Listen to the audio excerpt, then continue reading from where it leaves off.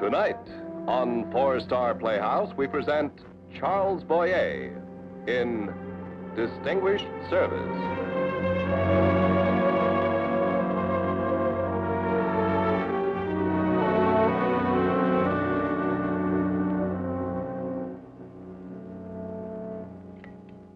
How about a smile, Mrs. Severson?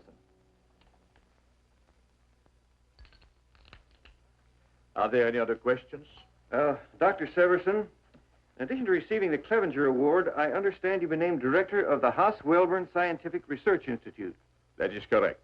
When do you take over your new duties? The first of the month. Did you have any idea you were being considered for the post? None at all. It came as a complete surprise. Was it the same with the Clevenger Award? Very definitely.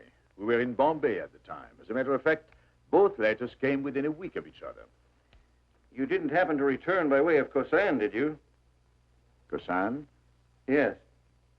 Oh, yes, we landed. We were there a few hours and then took off again. Oh, you were lucky. Lucky? Yes, haven't you read the papers? No. Well, an epidemic has broken out there. Epidemic of what? Bubonic plague. Supposed to be the worst in modern times, in the Far East, that is. Oh, no, I hadn't heard. Well, the whole city's under quarantine. They're rushing in doctors, serum, medical supplies, everything. Oh, I'm sorry to hear that. Very sorry. Well, gentlemen, if you'd excuse me, I have another appointment. Yes, certainly, Doctor. Thank you for your time, Dr. Severson. Not at all. I appreciate your interest in coming. Goodbye, Doctor. Bye. Goodbye.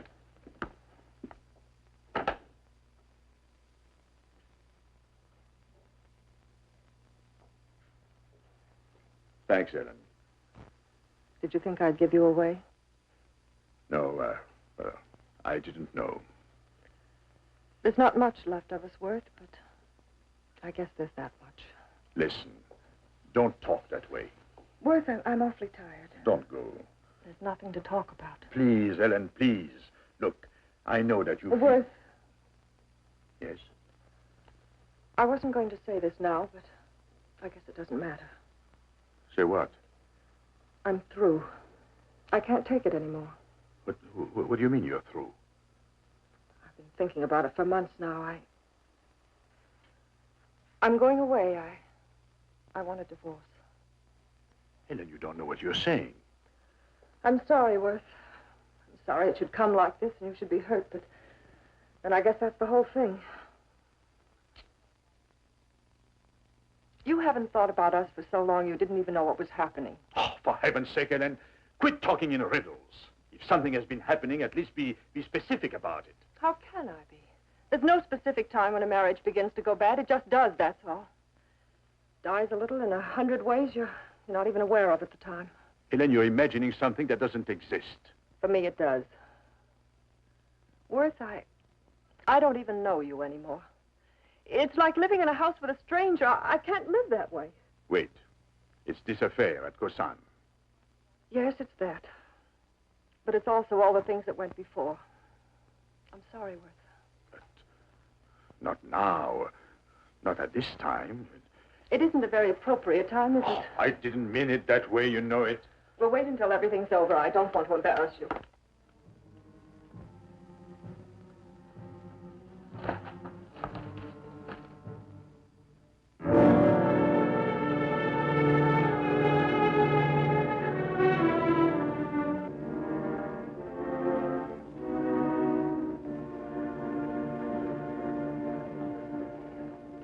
Well, I don't mind telling you I was more than a little nervous when we came in over the field. One motor gone, the other missing, but the pilot brought her in, hardly a bump. A beautiful piece of flying. How long will you be here, sir? Oh, another day at least. They told me they had to fly in some parts from Singapore. By the way, do you know Dr. Justin Smith? Justin Smith? No, I don't think so. Should I? He's a health officer here, appointed by the native government. He tells me he was in your graduating class at college. Oh, well, it was a large class. I can't quite place him. Please, may I? Sorry if I startled you. It's all right. I knew your husband was here. I wanted to see him. Well, he's in the next room if it's anything urgent. Nothing urgent. I can wait. My name is Smith, Justin Smith. I'm a doctor, public health officer here. I knew your husband a long time ago. We were at Johns Hopkins together. Oh, were you really? I wish I could get his attention. He'd be so glad to see Please. someone. Perhaps I shouldn't have put it like that. What I meant was that we were merely in the same class. I don't think he'd remember me. Of course he would. No. You see, your husband was very brilliant even then. His friends were those on his own level. With me, well, I was one of the slow ones. I guess medicine's never been easy for me. Shall we sit down? I'm sure Worth will be out shortly. You know, this may sound strange, but I've always been proud that I was in the same class your husband was. When you're part of a group like that, you take on a kind of a reflected glory. And now, with the Clevenger Award and the Haas-Welborn directorship... Cigarette? Thank you. I don't think you have to bask in anyone's reflected glory, Doctor. I'm sure your job here is very important. Not really. Any qualified physician could handle it. To be where you're needed. What more could you ask? Thank you. Oh, Worth. I was just talking to an old classmate of yours. Yes? Smith, Justin Smith. I don't suppose you remember me. Oh, yes. How are you, Doctor? Well, thank you. Are you practicing here? Yes, he's health officer here at Gozan. How interesting. I wanted to congratulate you on the Clevenger Award and the Haas-Welborn appointment. Why, thank you. I was hoping that while you were here, if you have time, of course, you might look in at my lab. I'm sorry, but our time is pretty well budgeted. But, my dear, I think we'd better try to find a taxi. It's been nice seeing you, Doctor. I'm afraid you won't find a taxi at this hour. However, your hotel's only a short walk from here if you cut through the native quarter. Well, there's nothing to worry about as long as you're with me. Oh. These are my people. They all know me. I'm sure it'll be all right, Worth. Very well. Shall we go? I'll get my coat.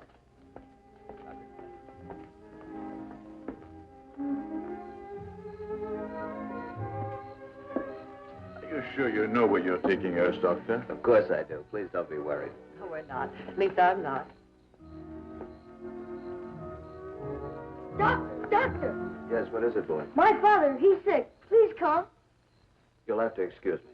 Well, what are we supposed to do? If you'll just wait here a moment. Alone? Here in this section? Doctor, believe me, there's no danger at all. Come, please, Doctor, hurry. Worth, what's the matter? Well, I think it's obvious what's the matter. This man forces himself on us, leads us heaven only knows where. He was only trying to help us. But I don't need his help.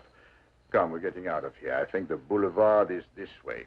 No, we can't just leave like this without saying anything. I said we're going. Dr. Severson. Oh, we're leaving, Dr. Smith. I'm sure we can find our way. Doctor, would you mind stepping inside a moment? I beg your pardon. I wonder if you'd take a look at the patient. I think... Well, I'm not quite sure of my own diagnosis. Well, Worth. very well. No, Mrs. Severson. Well, I'm certainly not going to let my wife stand out here alone. I'll have the boy wait with him. Lucy, you stay here with Mrs. Severson.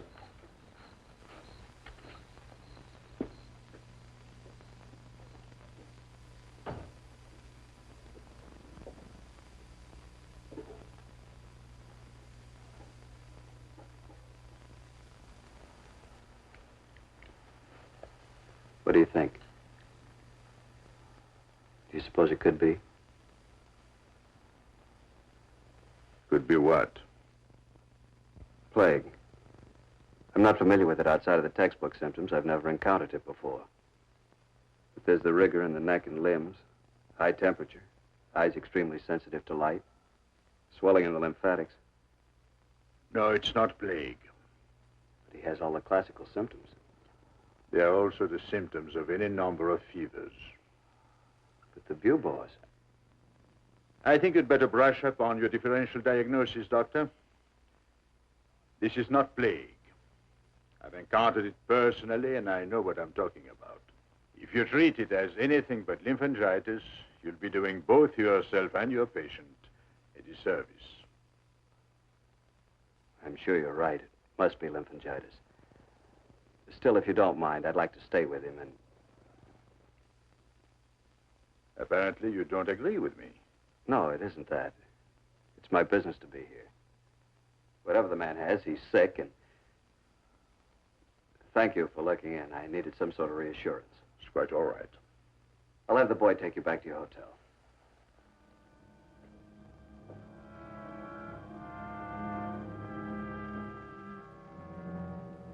Yes, I want to charter a plane. No, that's too late. I've absolutely got to be in Hong Kong by 9 to make my connection. But it's only a 2-hour flight. Surely you... All right. The sooner the better. Oh, one more thing. Send a car here to the hotel to pick us up. We'll be ready in an hour. Right. Worth, Yes? why are we leaving? Because we're leaving, that's all. Well, is it because... Well, I mean, does it have anything to do with Dr. Smith or something that happened while you two were together? It hasn't anything to do with him. Why do you ask such questions? Don't get so upset, Worth. What was it? What was what? That man back there in the shack. What was wrong with him? Nothing. Nothing serious, at any rate. Why? I just wondered. Thought you both looked a little strange when you came out. There was nothing to it. The doctor thought he had a case of bubonic plague on his hands. Plague? Yes. Any intern would have known better. What was it? Lymphangitis. A clear case of it. Quite sure. Of course I'm sure. What's the matter with you? Nothing. Only once in Boston, when you gave a paper on plague recurrences, I remember you said a completely accurate diagnosis was difficult without bacteriological tests. Are you suggesting I don't know my own business? No, I'm just... Oh, forget it. Sure you know what you're doing. It's just that everything happened so suddenly. It almost seems as though we're running away from something we shouldn't be running from. Suppose you let me worry about that.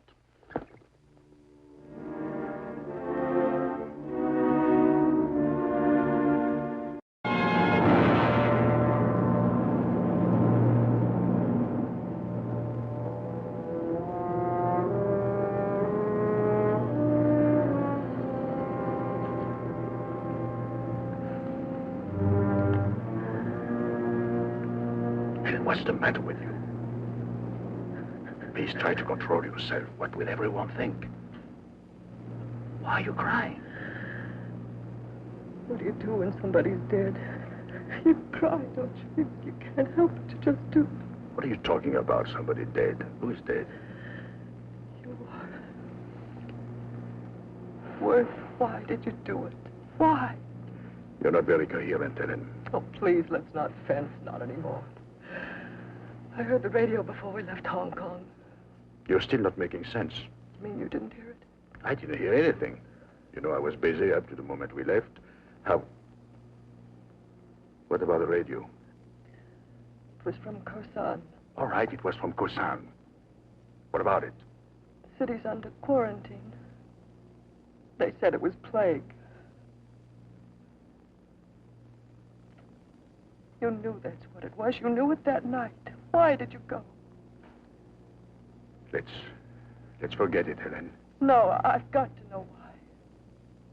You saw a man who was sick and you turned away. You knew what was wrong with him and you lied to Dr. Smith and you ran away. You. Please, Helen, get hold of yourself. I'll try. You've got to talk to me. You've got to explain. If you were just another doctor, maybe I could understand, but you're not, Worth. You've always been one of the dedicated ones. More than anything, I know what being a doctor means to you, and suddenly everything smashes up. That's why I'm frightened, and I don't know what's happening to you or to me. So you've got to tell me. There's nothing to tell. I made a mistake, a wrong diagnosis. That could happen to anyone. Must you lie to me, too? All right, suppose I knew it was plague. What was I supposed to do? Stay there like some hack medic and fight it? Or catch it myself? Worth, you're a doctor. As you say, there are doctors and doctors. I happen to be in a somewhat different category from your friend Smith. I'm sure even you will recognize that my job at Haswellburn is a trifle more important to the field of medicine than chasing a few bugs in a pest hole. As far as contributions to medicine go, I believe the Clevenger Award about answers that question. You've always been realistic, Ellen. You might try to be right now.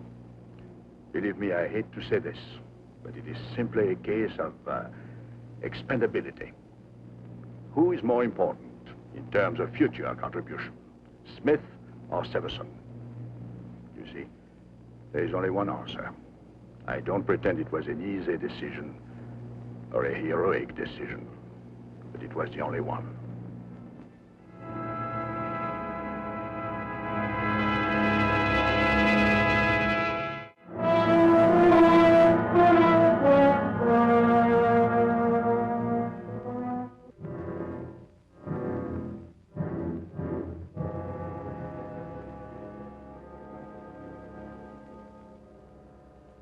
The final scene takes place in Bombay, in one of the labs you worked in.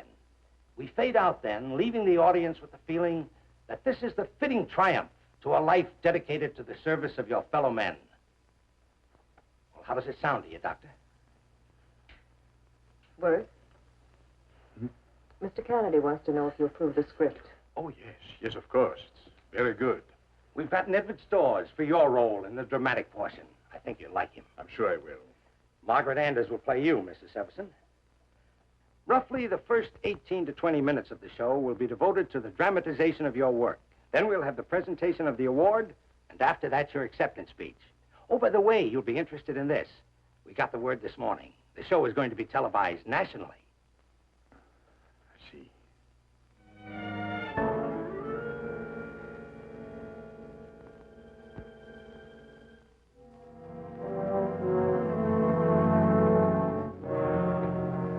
Where were you? I picked up my reservation. What time are you? Not until 10:40. Are you going to... Yes, I'll be at the studio. I'll also be at the reception afterward. No one will have to know about us. Ellen, don't you think that after the show we might sit down quietly and talk this over? We've been under such a strain. There's nothing more to talk over. Please, Ellen, cancel the reservation. After the show is over, we might settle down again, and perhaps things might look different to you. Are you going through with it? What do you mean? Are you really going through with it? Of course I am. How can you? I don't understand. How can you possibly? Because I can, and I am, that's why. Don't you get it through your head. I've earned this. I've earned every bit of it. All my life I've been working for something like this. I didn't coast into it. I came up the hard way. Do you think it was easy at City Hospital? Even after I was made chief of staff? And when I finally got into research, what about the tests and experiments? 872 failures before we came through with it. 16 years of my life failing and driving myself back once more for another try. Sure, I made it. One day I made it after all the anxiety and self-torture that went before. I made it, and for the first time, things began to break for us. I knew what it was to win for the first time in my life. You don't know what it means, Ellen. You've always been content with what you had. But I wasn't. I was always hungry for what I've got now. What I'm going to get publicly tonight. And you say, am I going through with it? Of course I am. I've earned it. It's coming to me, and I'm going to take it, no matter what. No matter what. That's exactly right. And what about Dr. Smith? I'm sorry about it, but it can't be helped. Look here, Len. I've given my life to medicine. I've given more than $1,000,000 Smith could ever give.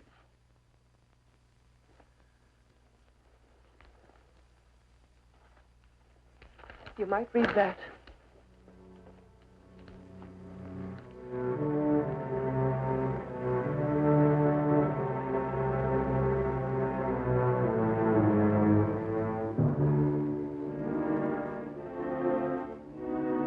Dr. Wiley, any sign of... No, and we've checked everywhere. Then we'll have to get someone to accept the award for Severson. I don't know who I can Just get. have him say I'm accepting in the name of Dr. Severson, who has been unavoidably detained. All right, I'll see what... Oh, there he is now. You'd better take your seats, gentlemen. Dr. Severson, where have you been? We've been phoning all over. What happened? We'll have to hurry. We're almost done.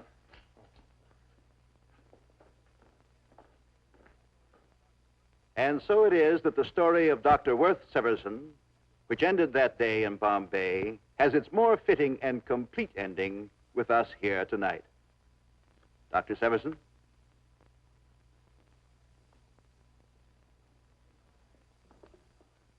It is my great honor to present to Dr. Severson this most distinguished of all awards, the James Clevenger Award for Distinguished Service in the field of medical science.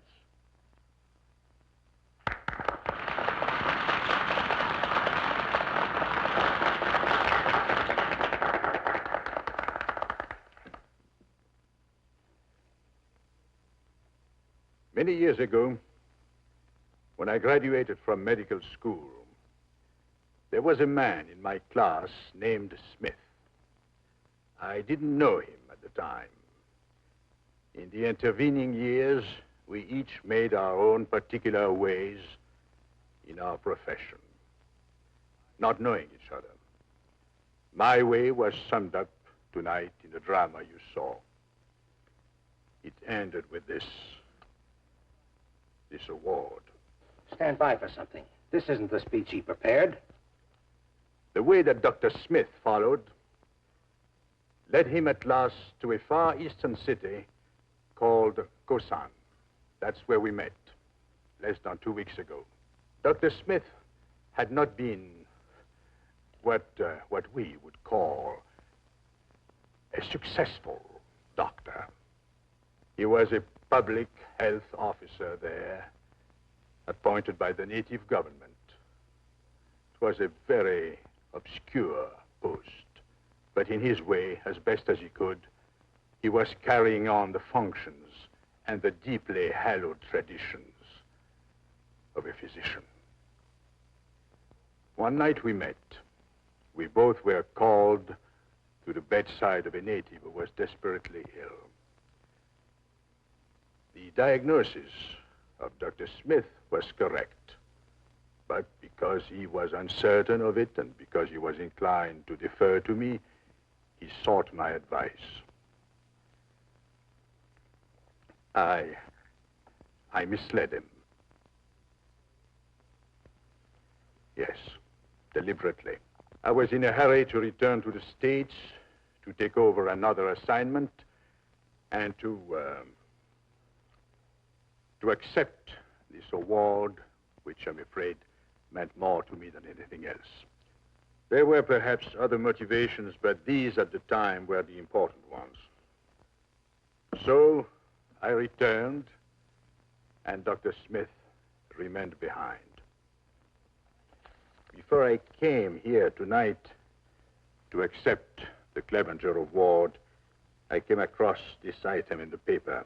It was lost in the account of the plague epidemic that struck Kosan. One of the casualties of the epidemic was Dr. Justin A. Smith, a public health employee of the government, the only doctor in the city at the time of the outbreak. Well, an honor was given me tonight which I cannot accept. If I could accept it, if it were mine to give, I would want it to serve as a memorial to Justin A. Smith, a man who never forgot what it means to be a doctor. Of course, how you finally dispose of this award, gentlemen, is up to you.